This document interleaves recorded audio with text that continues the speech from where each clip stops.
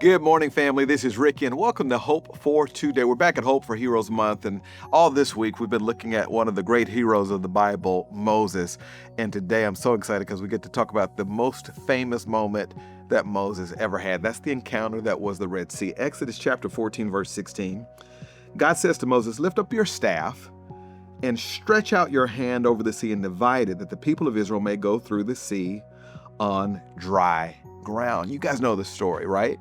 All of a sudden, by faith, right? God moves and parts an entire sea, and millions of people are saved and their enemies are destroyed forever, which brings bear upon you and I.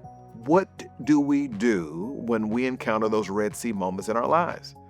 Because, man, I'm telling you, the only reason that Moses had to believe the Red Sea was going to part is because he had faith that God was going to do what he said he was going to do.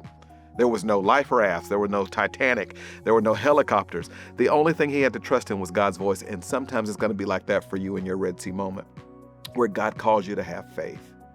The Jewish tradition said that Moses not only stretched out his staff, but he walked into the water until it was waist high, then neck high.